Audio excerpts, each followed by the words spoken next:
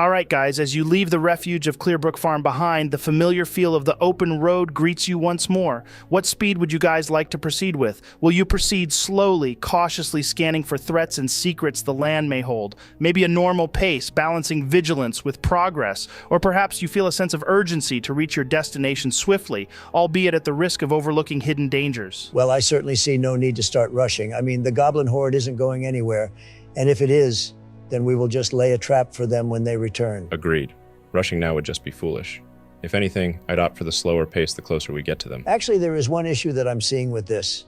Gubba, do you know how quickly the horde will start to get suspicious if Braga and the rest of them don't return within a certain amount of time? Hey, boss Tronald, I wouldn't fret none over it. See, them looting parties? They can be out scrounging and pillaging for weeks, sometimes even more.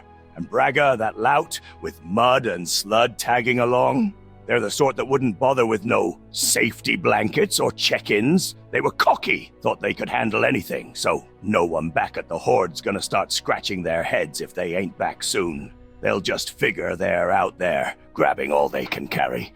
No suspicion. Not for a good while yet. Struggled to get the first few words out in Goblin, did you, Joe? I just wasn't expecting to have to be Gaba within the first minute, that's all. Anyway, I'm all warmed up now. Well, that's very helpful. Thanks, Goba. So it seems like we have potentially weeks to make sure we're approaching this at the right angle. But we're not actually going to take that long, are we? I'd hope not, Lunaria. But it's good to know that there's no time pressure. All right then, Joe. I guess we proceed at a slow pace, making sure to take in all the surroundings for any gobos that may be lurking. Okay, at this slower pace, you're looking at about 3 days to reach your destination. That's an extra day compared to the 2 days it would have taken had you moved at a normal speed. That's fine with us. So who wants to take a lead with the perception checks? You'll be making these with advantage because of your slower pace. I'm happy to take the lead with this if you guys are cool with that. Go for it. Yeah, you've got this, Saxy. You do you, man. Knock yourself out. All right, so that's a 21 total, Joe. Saxy, with your keen eyes leading the way, the party moves through the landscape with a sense of purpose and vigilance. As you reach the crest of a gentle hill after about 4 hours of travel, you're greeted by an extraordinary sight. There, slowly moving through the long grass of the valley below, is a creature of immense size and serene demeanor.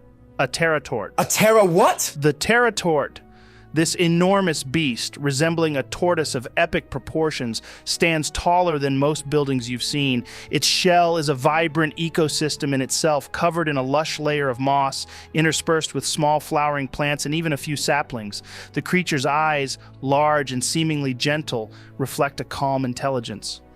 Despite its massive size, the pteratort moves through the grassland with an ease that belies its bulk, carefully placing each step so as not to disturb the life teeming in the grass around it.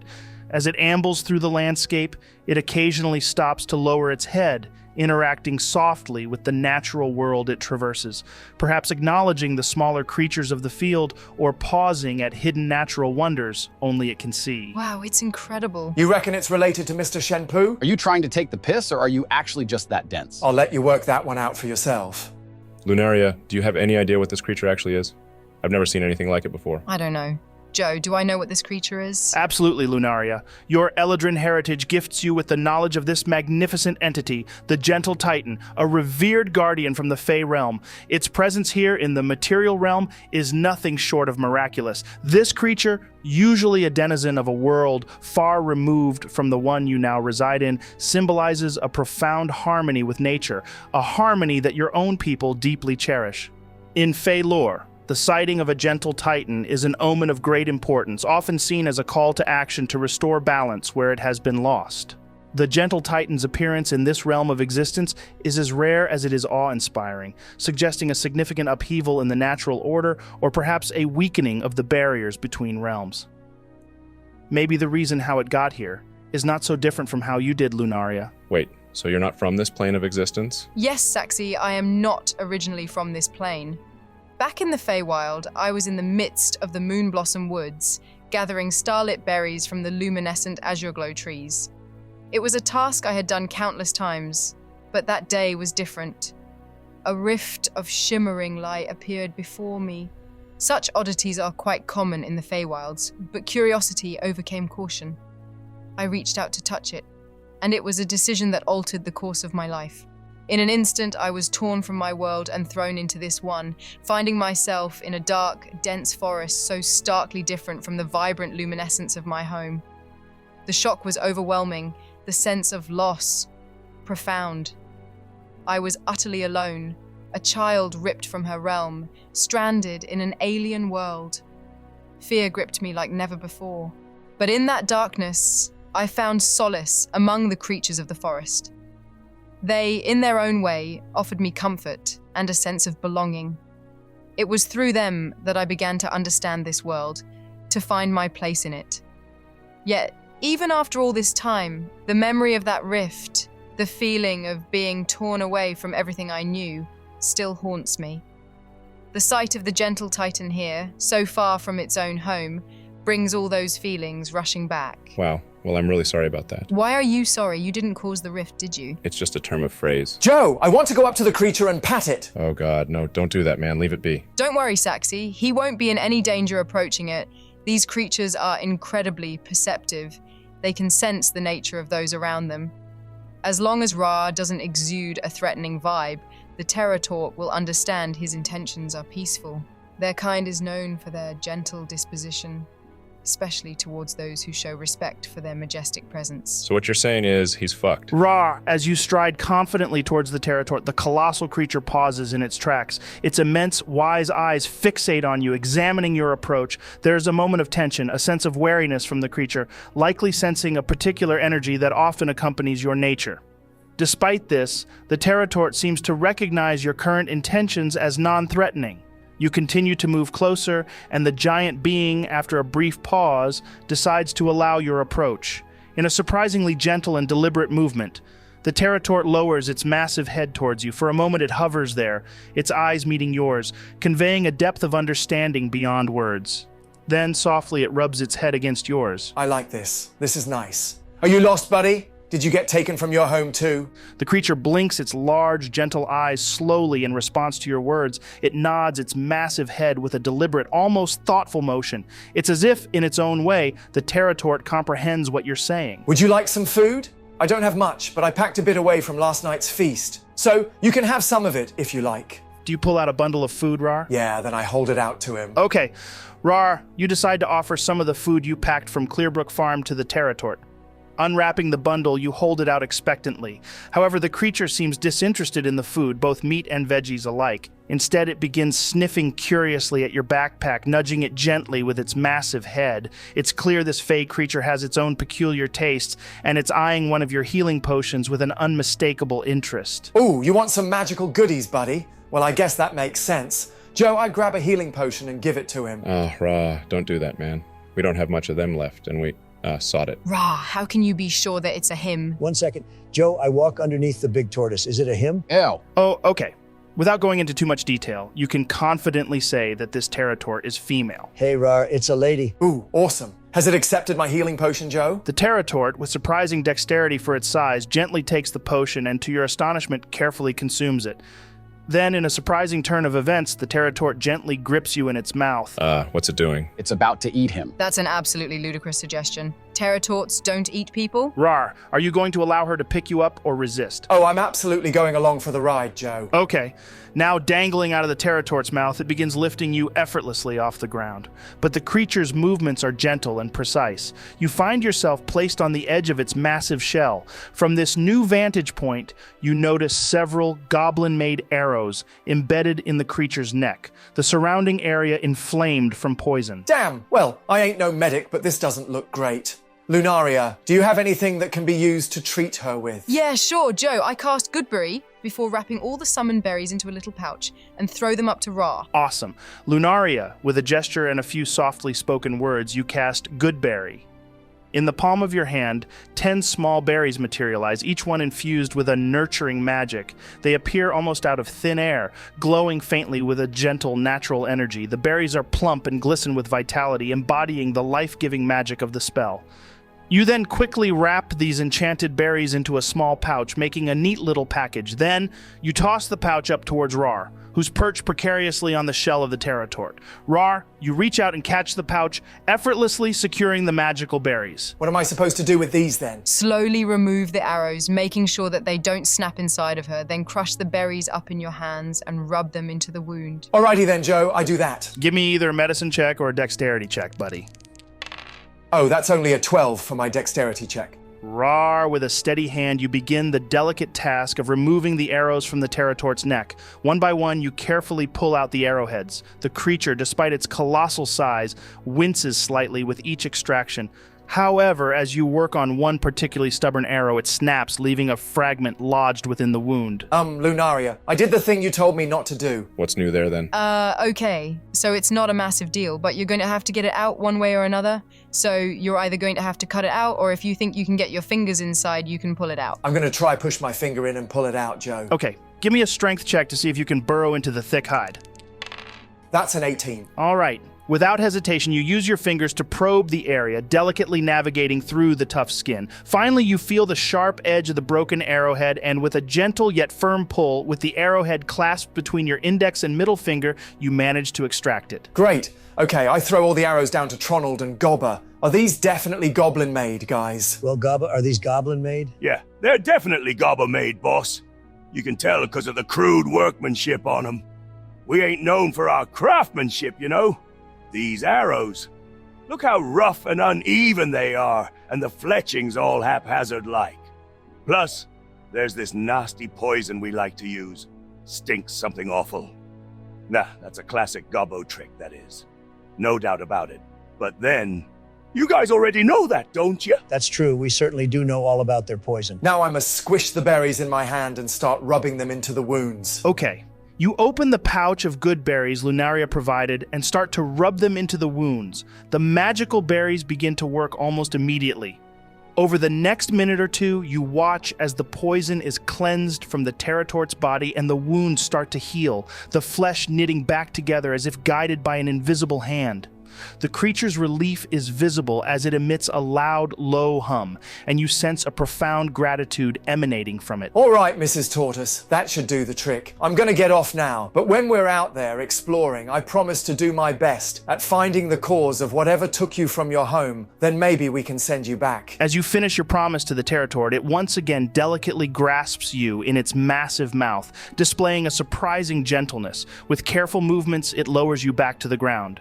As you stand there, you catch what seems to be a faint but unmistakable gesture from the creature, resembling a smile in its own tortoise-like way. Then, with a slow, dignified pace, the terratort begins to move away. You watch as its massive form gradually recedes into the distance. Guys, so I'm just going to butt in quickly because I've got some big news regarding Geek Nights. Unless it's that you've sorted me a Saxy Mini out. I don't really want to hear it, to be honest, man. Well, that's just it. They have made a Saxy Mini. Not only that, but they've made Doge to go along with you. So you finally caved and got him one then, huh? I mean, it seemed like there were a lot of people watching at home who wanted one. For the life of me, I can't tell you why, but old Saxy must be making some impressions. Really? That's amazing, huh? See, I knew people wanted a mini Saxy. Right, I'm gonna run and grab a drink. This news has made me thirsty. Hey, Tronald, did people actually request a Saxy Mini? Nope. No, they didn't, buddy. Then why did you tell him that they did? Because it made him happy, and I don't want to see my Saxy sad. Damn, you're such an incredible person. Right, I'm back, guys. What did I miss? Oh, nothing, buddy. I'm just wrapping up. So right now, if you support Geek Nights with a $25 donation, you can choose whichever mini you want, whether that's me, Raarh, or Saxy. And as a special offer, you can get all of us, including Doge, for a donation of $75. These guys are incredible, so hey, even if you're unable to support them financially, which I totally understand, why not spread the word? And let's get these guys the attention they deserve. That was a good thing you just did, Raarh. Well done. Thanks, Tronald. I'm going to be honest, I didn't know where that was going. Initially, I just wanted to stroke it, but it seems like it had its own intentions for me. It's nice that it trusted me enough to take care of it, though. It's truly impressive, Raarh. Gaining the acceptance of a terratort is no easy feat, and for it to place you on its back, especially in the midst of its pain, says a lot. These creatures are known to be highly discerning, and they don't trust easily. The fact that it chose you to help, allowing such close contact, it must have taken quite a liking to you. Well, that's nice. But aside from us being one healing potion down, what exactly did we gain from that? Everything. Terratorts have long memories, Alexandrew. Raarh's kindness won't be forgotten. Someday it might just come back to help us when we least expect it. Right. It'd probably take like a year for it to travel what we can in a day. Whilst they're basically just a gigantic version of a tortoise, they don't share the always slow trait. You see, when it comes to it, they can be very dangerous over short distances. How much longer do we have of daylight, Joe? Quite a while yet. It's around maybe 1 o'clock in the afternoon. Then I guess we continue onward. Okay, so you guys continue to make your way in the direction of the goblin horde. Hey, Saxy. So have you had any thoughts about how we're going to actually shift the balance of power when we get there? Not really, man. I mean, there's going to be no avoiding some kind of battle with this goblin boss and his most loyal followers. Obviously, the best way to do this would be to sneak in and ambush him when he least expects it, but this presents its own problems. I have quite a significant doubt that if we just kill him outright, that it won't go down well with the rest of the horde. The balance of power needs to shift in such a way that they will perceive Goba as a liberator, not a hostile takeover. Or he's just going to get overthrown the second we leave. Well, we'll continue to think on it. I'm sure we can come up with something that will work just perfectly. Hey, Tronald, how are you feeling about what I said earlier? What are you talking about? What you said earlier? You're going to have to be more specific. You know, about your first wife. Oh, you mean when you said that my first wife never loved or cared for me and that she was only using me to get herself into a position of power? Nah, that doesn't ring a bell. I'm being serious, man. I want you to be able to talk things through with me rather than keep them to yourself. There's not much to say about it, Saxy. I got heated in the moment because of how real the dream felt. In reality, she's just a memory.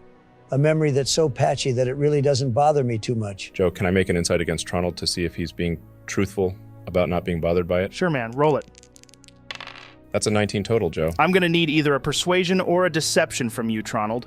Don't tell us which one you rolled, though, just the result. Oof, so that's a 16 total. Okay, so are you being truthful, Tronald? He wants to believe he is, but it's bothering him far more than he's letting on. All right. So, Saxy, you can tell that he seems to be avoiding the truth. Okay, man. Well, as long as you're sure you're okay. If it ever does bother you, though, you can always talk to me. Okay, Saxy, thank you. I appreciate it. All right, so as you guys continue your journey, with the terrain and hours passing by at a steady pace, the sky begins to change. The sun starts to dip towards the horizon, painting the sky in brilliant shades of orange, signaling the onset of evening. But just as you admire the sunset, you feel a single, solitary speck of rain tap against your head. It's quickly followed by a few more, innocuous at first. But within moments, the sky opens up into an absolute downpour.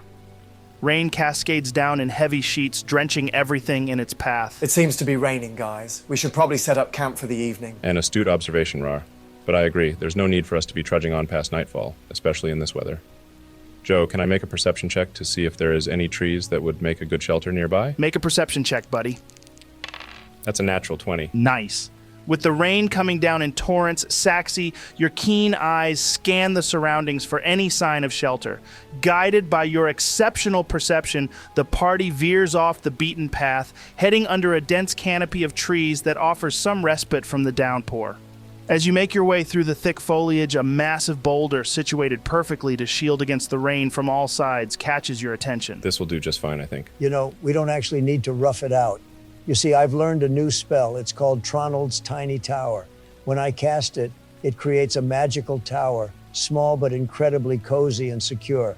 It's large enough for all of us to fit comfortably inside. The tower will shield us from the elements, keeping the rain, wind, and anything else outside at bay.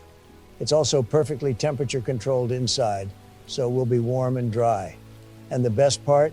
It's completely invisible to those outside, making it an ideal shelter for a night like this.